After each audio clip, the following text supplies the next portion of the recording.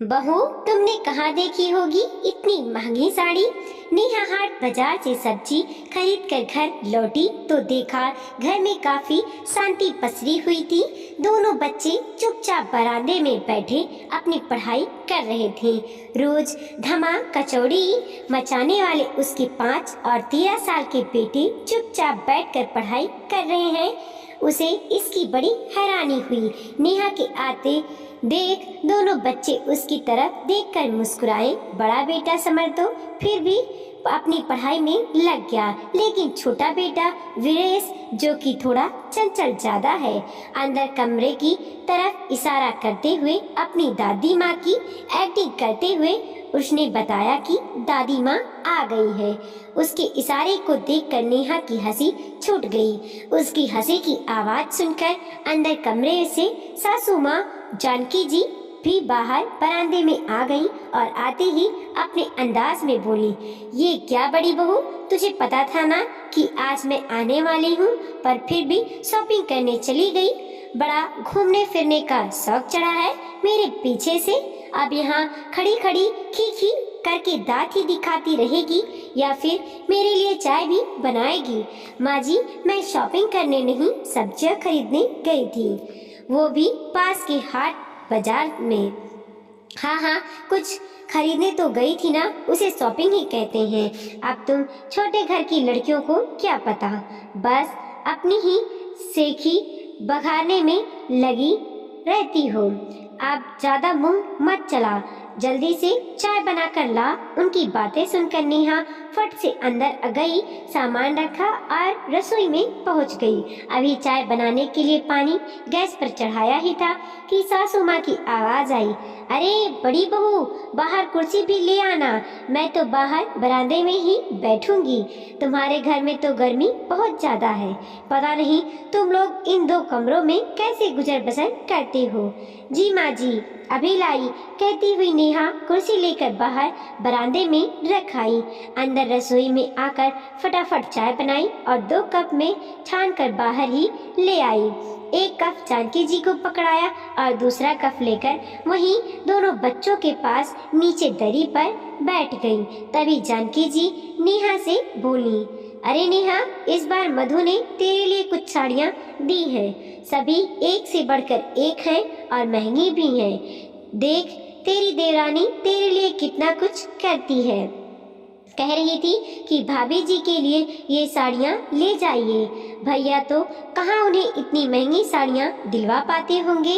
अंदर मेरे सामान में ही रखी है, अभी थोड़ी देर में दे दूंगी। जानकी जी की बात सुनकर नेहा बोली, माँ जी, आप साड़ियाँ क्यों लेकर आई हो? मुझे जरूरत नहीं है, कम है ज्यादा है जैसी भी है, मुझे मेरे पति दिलाते हैं, मैं उसी में खुश हूँ। उसकी बात सुनकर जानकी जी मुंह बिगाड़ते हुए बोली, अरे कहाँ दिलाता होगा रमन तुझे साड़ियाँ, 200-300 से ज्यादा की तो होती नहीं तेरी साड़ियाँ। देख अभी भी तूने कॉटन की साड़ी पहन रखी है, भला आज के जमाने में कौन पहनता है ऐसी साड़ियाँ। फिर अगले सप्ताह मधु और संजय की शादी की सालगिरह भी है, वो लोग होटल में पार्टी रख रहे हैं।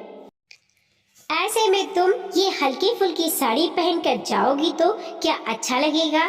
कुछ उनकी इज्जत का भी सोचो। पर माँ जी, बस बस, ज्यादा जुबान चलाने की जरूरत नहीं है, एक बार कह दिया ना। समझ नहीं आ रहा तुम्हें?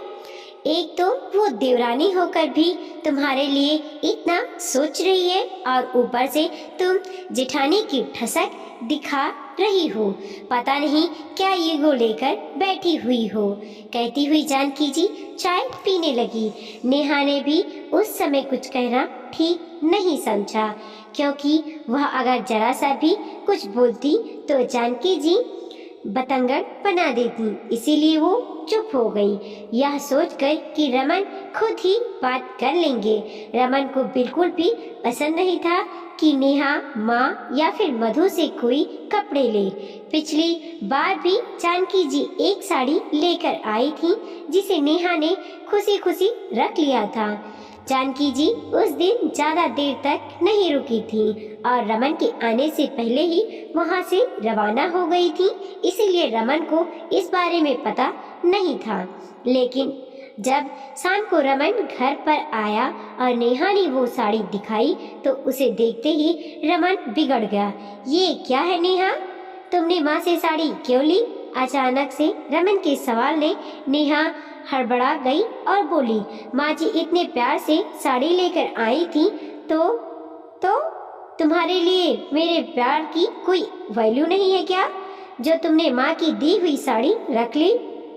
मैं जानता हूँ कि अभी मेरे पास पैसों की कमी है, मैं तुम्हारी इच्छा को पूरा नहीं कर पाता, पर इसका मतलब यह नहीं कि तुम किसी की उतरन अपने पास रख लो। उतरन? अचानक नेहा अवाक होकर रमन की तरफ देखने लगी। तब रमन बोला, हाँ ये उतरन ही है, मैंने ये साड़ी मधु को पहने देखा था। नहीं नहीं, आप यह क्या कह रहे हो? भला माँ जी मुझे मधु की उतरन क्यों देंगी? नेहा अभी भी मानने को तैयार नहीं थी। तुमसे ज्यादा मेरी माँ को मैं जानता हूँ, वो कभी भी तुम्हें खुशी खुशी कुछ नहीं देगी। कहते हुए रमन ने फेसबुक पर मधु के 1 सप्ताह पुराने पोस्ट दिखाए। सचमुच मधु ने वही साड़ी पहन रखी थी। देखकर नेहा हैरान रह गई और बोली, तभी माँ जी कह रही थी कि इसका ब्लाउज कटवा कर रखा था, मिल नहीं रहा है, तुम किसी और ब्लाउज के साथ इसे पहन लेना। बस तब से रमन ने नेहा को माँ से कुछ भी लेने से इनकार कर दिया। जानकी जी के 2 बेटे हैं, बड़ा बेटा रमन और छोटा बेटा संजय। रमन पहले अपने पिता का बिजनेस संभालता था, लेकिन अचानक पिता की मौत होने के बाद और बिजनेस पार्टनर की धोखाधड़ी के कारण सब कुछ ठप हो गया था। हालांकि रमन अभी भी सब कुछ ठीक करने की कोशिश में लगा हुआ था, पर परिवार का पेट तो पालना था।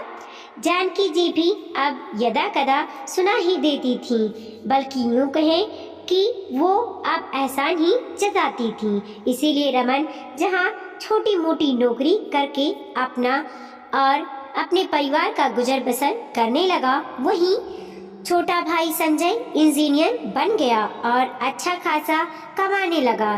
रमन की शादी नेहा के साथ हुई थी, जो खुद एक मध्यम वर्गीय परिवार की बेटी है, इसीलिए शादी में ज्यादा दान दहेज भी नहीं आया। इस बात को लेकर जानकी जी हमेशा नेहा से गुस्सा ही रही और अब रमन की छोटी मोटी नौकरी के कारण जानकी जी को पूरा मौका मिल गया था नेहा को और परेशान करने का। लेकिन संजय की पत्नी मधु अमीर घराने की बेटी है और काफी दहेज लेकर आई थी। ऊपर से संजय की इतनी कमाई उसकी पत्नी मधु और माँ जानकी जी को इस बात का बहुत घमंड है और यहीं से दोनों बेटों में फर्क और ज्यादा होना शुरू हो गया। जानकी जी जहां संजय और मधु की तारीफ करते ना थकती, वहीं रमन और नेहा में कमियां निकालने से गुरेज नहीं करती। लेकिन उसके बावजूद भी रमन और नेहा अपने परिवार के साथ खुश हैं। पहले सब लोग खुशी से साथ रहते थे, लेकिन जानकी जी के दोनों बेटों में भेदभाव करने के कारण रमन ने अपने परिवार के साथ घर छोड़ दिया और अपने पिता द्वारा बनवाए गए इन 2 कमरों के मकान में शिफ्ट हो गया। जबकि जानकी जी अपने छोटे बेटे बहू के साथ उस बड़े से मकान में रही। हालांकि वो मकान भी उसके पिता द्वारा ही बनवाया गया था। खैर शाम को रमन घर पर आया, तब जानकी जी बाहर बरामदे में ही बैठी हुई थी। उसे देखते ही अपनी साड़ी के पल्लू से खुद को हवा करते हुए बोली, अरे रमन तू आ गया बेटे, कैसे रहता है तू इस घर में? मेरी तो यहाँ गर्मी के कारण जान निकल रही है।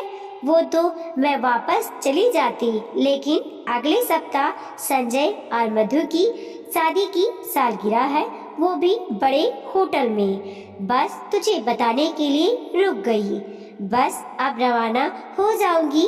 रमन जानकी जी की बात सुनकर बोला, माँ 1-2 दिन यहाँ मेरे पास भी रुक जाती तो मुझे भी अच्छा लगता। अरे मुझसे नहीं रुका जाएगा। इस 2 कमरे के मकान में कितनी गर्मी है यहाँ, ऊपर से एसी भी नहीं है। तू एक काम कर, कैब बुक करवा दे, मैं अभी एक कैब से रवाना हो जाऊंगी। रमन जानता था कि जानकी जी यहाँ नहीं रुकेंगी, इसीलिए अपना मोबाइल निकालकर कैब बुक करवा दिया। जानकी जी अपना सामान लेने अंदर गई। इतने में नेहा बाहर निकलकर आ गई और धीरे से बोली, सुनिए माँ जी, मेरे लिए कुछ साड़ियाँ लेकर आई हैं। रमन ने नेहा की तरफ देखा तो नेहा बोली, मैंने मना किया था पर वो सुन ही नहीं रही, उल्टा मुझे ही सुनाए जा रही थी। अब आप ही संभालिए माँ को। इतने में जानकी जी अपना सामान लेकर बाहर आ गई। उन्हें देखते ही रमन बोला, माँ जाते हुए अपनी साड़ियाँ भी साथ लेकर जाओ, नेहा ये साड़ियाँ नहीं पहनेगी।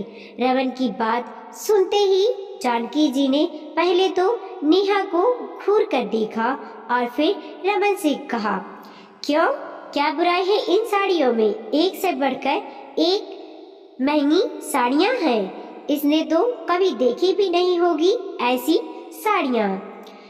इसने ऐसी महंगी साड़ियाँ नहीं देखी तो कोई बात नहीं, जब मेरी क्षमता होगी तो मैं दिला दूंगा, पर अभी मेरी हैसियत नहीं है उसे ऐसी साड़ियाँ पहनने की।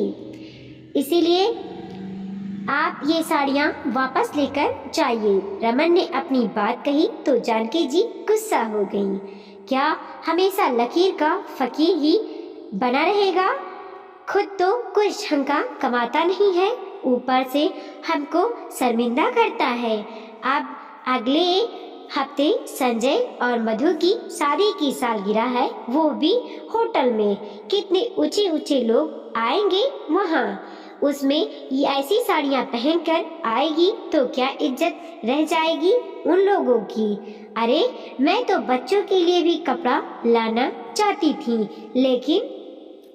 लेकिन उनके बच्चों के कपड़े मेरे बच्चों के लिए छोटे थे। सही कहा ना माँ?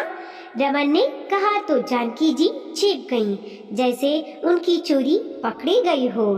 पर रमन ने बोलना बदस्तूर जारी रखा, मेरा परिवार उतरन पहनने के लिए नहीं है, कम है, लेकिन जैसा भी है हम उसमें खुश हैं। आइंदा आप जब भी यहाँ आओगी तो अपनी छोटी बहू की उतरन लेकर नहीं आओगी। अरे उतरन है तो क्या हुआ, इसने तो सपने में भी ऐसी साड़ियाँ नहीं देखी होगी। लेना हो तो ले ये साड़ियाँ, नहीं तो सालगिरह में आने की जरूरत नहीं है। मैं नहीं चाहती कि तुम्हारे कारण हम लोग शर्मिंदा हो। जानकी जी भी अपने धुन में बोलती गईं। रमन सुनकर बिल्कुल हैरान था, भला एक माँ अपने बच्चों में इतना ज्यादा फर्क करेगी, उसकी बिल्कुल भी उम्मीद नहीं थी। आखिर रमन बोला, ठीक है माँ, दरवाजा खुला है, आप जा सकती हो। माना कि आपका छोटा बेटा बहुत कमाता है, पर स्वाभिमान तो मेरा भी है। हम आपको शर्मिंदा करने के लिए सालगिरह में नहीं आएंगे। इतने में कैब आ गई। रमन की बात सुनकर जानकी जी अपने पैर पटकती हुई बाहर निकल गईं।